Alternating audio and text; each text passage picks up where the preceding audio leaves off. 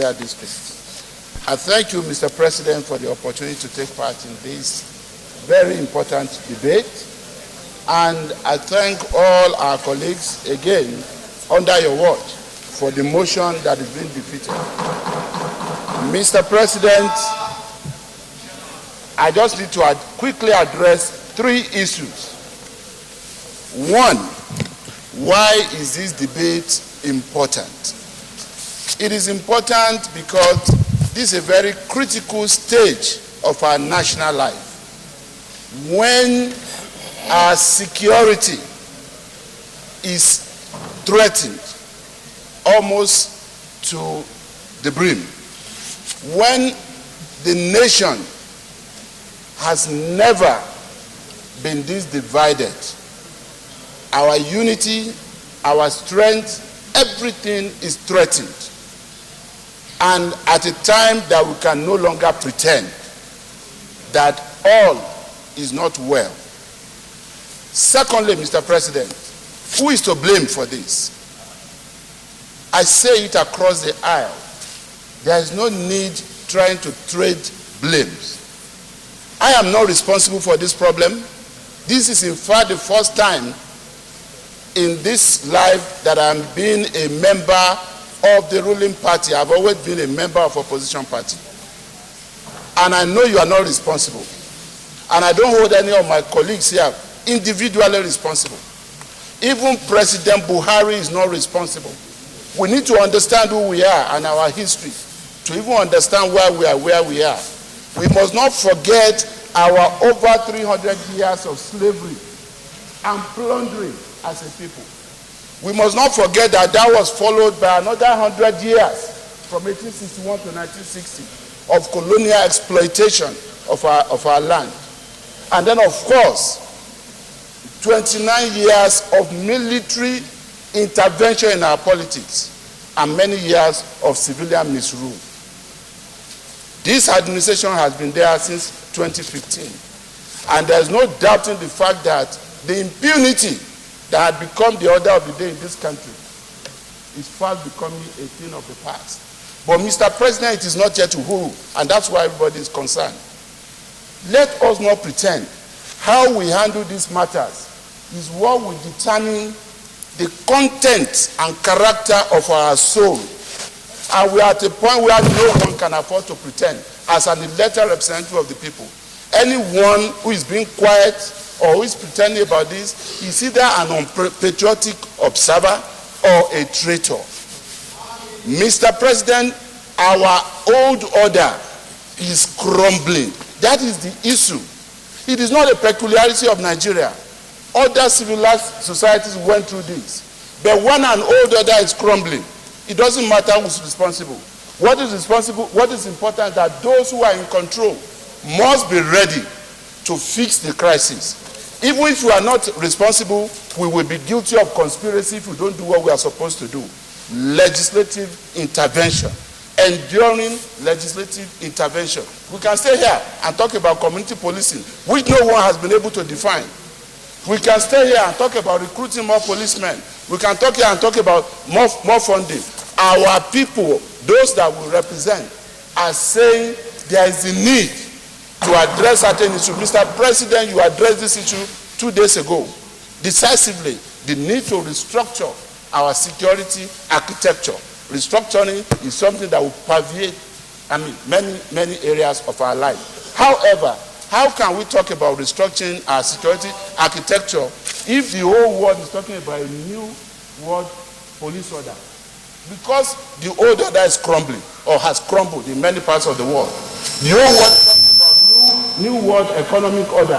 The world is talking about new world political order. We are seated here finding it difficult to respond to our own order that is crumbling. We need to change our security architecture. Primary, among which, Mr. President, is the fact that we need a new police order in this country. There is a difference between federal police and national police. Federal police is what we have, and it is what has not been able to serve us. It was good, it served. Even under Adewusi and every other person, it was okay. In 2020, the new order Nigeria must not be left behind. Mr. President, legislative intervention is what we need. Why is it so difficult to amend our constitution? Who is afraid of this state police that you can round up.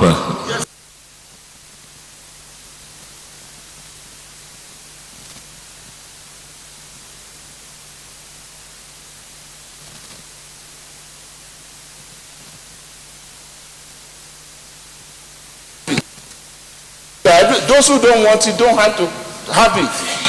Please distinguish, round up.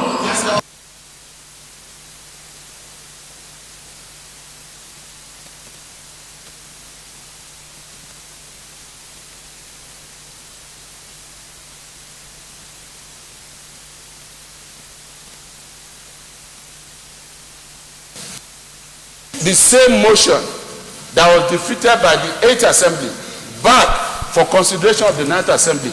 Let every member of the 9th Senate take a position on it. I am not speaking for anybody, I'm speaking for the people who elected me to represent them. Our people want the need to restructure our security architecture with one state police. Our people also feel our service chiefs have stayed for too long. And there is a need. If we are told that a service chief has served for 40 years in the service, by 2020, there are 2 streams every year of graduating officers. It means 9 streams of officers are being retired or have served without an offer. Distinguished, I think you have to show it now. Sir. Take a position and determine on what side of this. Thank you. Deputy Minority Leader. Mr. President, why we say so? I overheard here we discussed about blaming, but let me say, in curing the headache, you don't have to cut the head. Because if someone is sick, he has headache, I think the best way to stop the headache is by cutting his head. You have not cured the headache. You have cured and killed. So let's change doctors where possible and change prescriptions. The immediate solution and the long-term solution. Distinguished senators have spoken here loudly on the need to change the entire or re-engineer the entire security apparatus in Nigeria. That's given. I think Mr. President should take a bold step and fire the fireable and save the savable, that Nigeria might begin to rebuild confidence in the entire security network. Again, command and control must be established. Today, we do not know who is actually responsible for the command and control. The Office of National Security Advisor in any civilized country should take up their responsibility to manage the security affairs of a nation. That seems to be lacking about command and control. And today, we do not know when any arm of government or any security agency have failed. But rather, the police will blame the army, army blame the navy, navy blame the air force blame the police, police will blame the vigilante, and all that. So we must hold somebody responsible in this country if we have to get it right. I'm talking about state policing. If you like, call it any name. For as long as the attitude of people does not change, it will amount to the same. I think people misunderstand what we mean by state policing. State policing means, or community policing, simply means strengthening police at the community level. Because these police, whether they are state or community, they are still police. Police does not mean anyone who is called Nigerian police. Police is police once we're able to police. So we shouldn't put more emphasis about state police or community police. What we're saying, strengthening the police at community level and at the state level. Mr. Senate President, I was simply referring to the beginning of our discussion. But my concern is that today we are talking about our nation's security, when at this time of our generation we should be talking about technological development, and things other developed countries of the world are doing. It's unfortunate. But when I heard my brother from Adamawa spoke, my heart bled. And when I see what I see in videos about what happened in Niger State, I get more worried seeing Nigerians looking helpless, being murdered and butchered like chicken, and with the belief that they cannot be helped. That's a very serious situation we have found ourselves in our country. But truth be told, Mr. President, our country is going through an extreme danger of insecurity. And God forbid, we must never be judged as a generation that has failed, or as leaders that have failed to guarantee security and welfare of their people. Where we are concerned about the current security situation, I'm more concerned about Nigeria in 10 years' time. When these 10.3 million out-of-school children, in 10 years' time, there will be 20 years, we will graduate to another improved form of Boko Haram. That would be more serious time we're looking at. So we must act quickly now under the present situation which this ugly condition points out to us, by first and foremost accepting responsibility as leaders, as a people, as a nation, and not to blame anyone else but to take responsibility. As it stands right now, if in 10 years' time nothing is done about these out-of-school children, we are going to have 10 million militants with maybe 500,000 police force. That again is another problem we have to look at now. Mr. President, there is a correlationship between poverty and insecurity. And there's no other causative other than poverty arising from unemployment, joblessness of our youths. So these two are like husband and wife. You cannot treat the other this without the other. My appeal, therefore, in providing solution, there are two types of solution that I would like to provide. Thank you for bringing us at the very beginning, the second day of our legislative sitting in the year, to address a very important and grave issue as security. We thank God. I don't want to repeat what my other colleagues have said, but I want to say that the federalism we are practicing is not a unitary system of government. Federalism means that there must be diversity. Anybody who wants state police should be allowed to have state police. It's not a uniform thing. The people who can do it, let them do it. People who don't have to do, cannot do it, forget it. We have variants of way of doing things. That's the beauty of democracy under a federal system of government. The second issue is, I want to raise here, the internationalization of the local conflict in Nigeria. We have to really look out and see what's happening. Whether there are some countries out there who don't want Nigeria, the dominance we are having in the West Africa, and they're afraid that if we are allowed alone, we can extend in Africa, and they want to keep us busy. The issue here is not just about Nigeria. There are foreign countries that are exploiting the trouble in this country. And if we don't sit down properly and address that issue, Mr. President, doing shuttle diplomacy to such states, such countries outside Nigeria, we may not be solving a problem. The Boko Haram are the way they're having the ammunitions and all that. You don't tell me they buy it in the local markets. People are bringing it from other foreign countries. Let us find out that that's the business of intelligence. Let us look at that and see how we can handle the issue. The other issue I want to say is that the ECOWAS protocol that permits all West African countries to move should be addressed. We will look at that issue critically. If we don't discuss and look at the ECOWAS protocol that guarantees the free movement of people across borders, we will be at risk because many people are exploiting that and are giving Nigeria a very big issue security-wise. The other issue is the entry without visa. And then when you enter, you start having, we have to look at that vis-a-vis the ECOWAS protocol. If we don't look at this issue critically, we will be doing a disservice to this country so that we can move ahead. The other issue I also want to talk is about employment. You see, on either hand is a devil's workshop. We have so many people who are unemployed. If we don't go and address the issue of how this country will start getting into productive business, into manufacturing, into doing things, we will go nowhere. We will have to find it. If the private sector is not taking the lead, because it's their duty. The duty of government to create an enabling environment for them to thrive.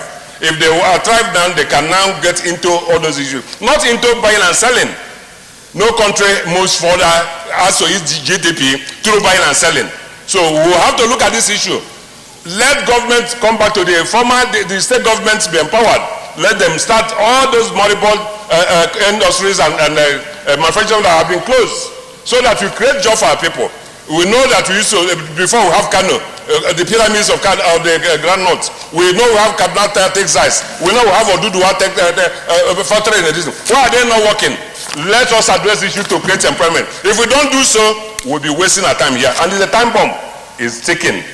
The other issue I have to say is that we have raised the issue of talking to Mr. President about the service chiefs.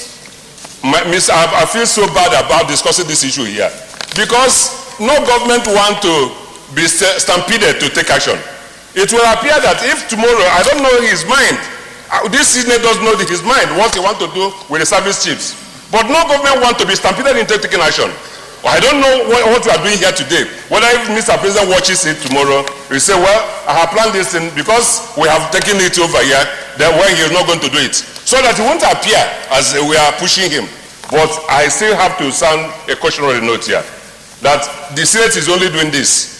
If the government comes up and do something urgently, maybe the House of Reps will not join us. When the House of Reps joins us and listen, it will worsen the matter. Let the government be timely in taking action about this. If they do so, it will be well for all of us here. Thank you so much. Senator Brangobi.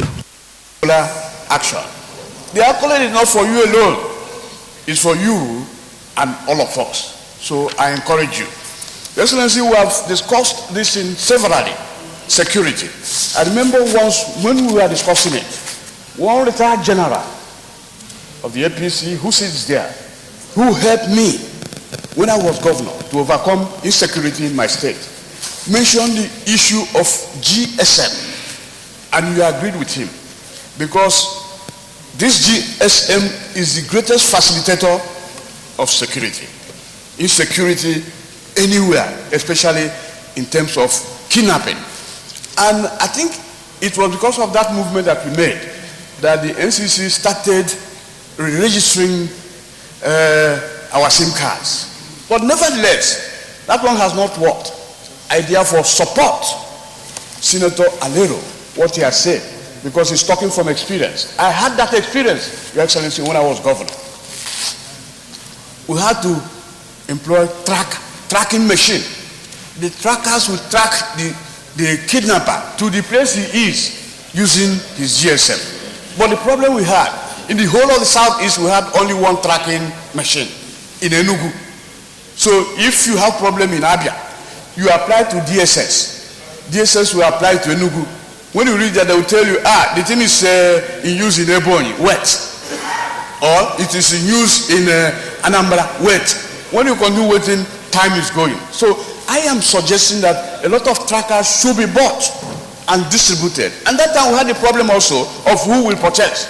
We told the police to bring, they started flinging in estimates, concocted estimates, and we left it. But then, as of now, I know that there are modern equipments that are better than trackers. We can go for them and buy them. The federal government will buy them, distribute to the states. It will help in curtailing kidnapping. Your Excellency, secondly, I am talking from experience.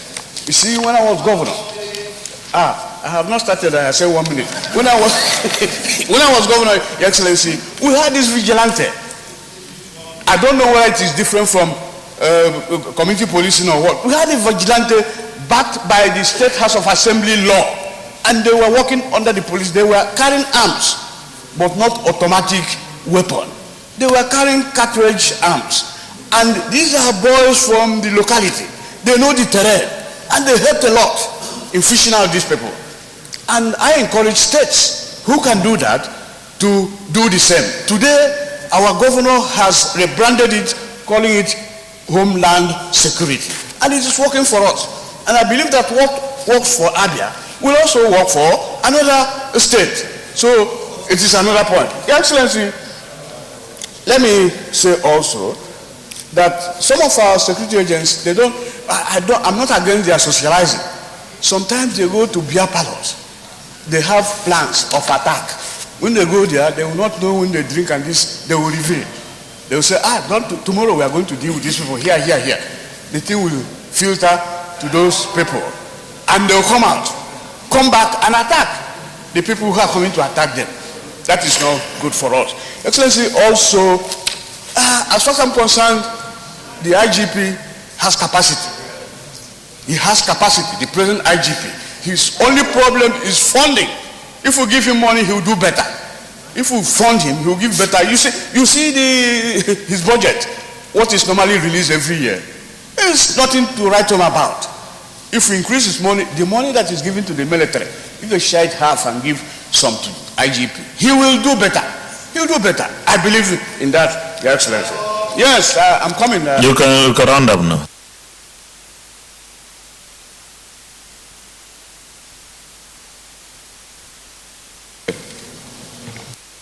Okay, it's okay. Finally, Your Excellency, I agree with you that we should invite the IGP so that he will come and tell us the modalities of this community policing. Some of us don't even, we just community policing, we don't know what it's all about. Let him come and tell us what it is.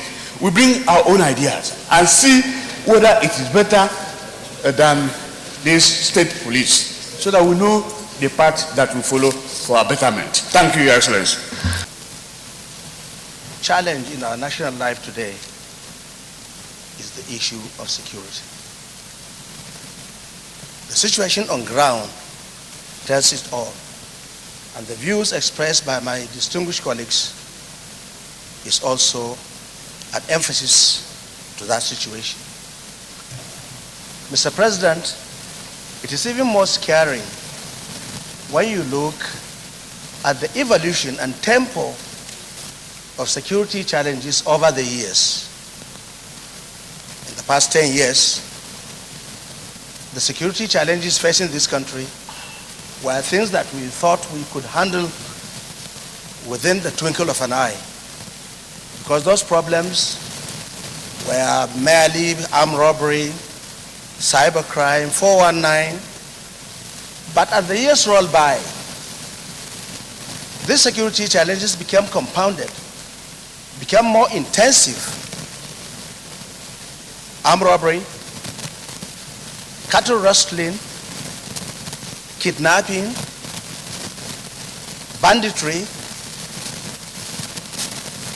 and insurgency. You can see the tempo of crime and security challenges increasing by the day. And I think it's high time our security operatives take a more pragmatic approach towards solving this problem. The issue of one problem, one solution solves everything should be a thing of the past. It's high time we got every issue to be taken on its own merits and with its own peculiarity. Secondly, Mr. President, this inter-service collaboration is one aspect of our security challenge that we need to see greater improvement. I believe when the inter-service cooperation or collaboration is promoted, the issue of security challenges will be reduced to the barest minimum.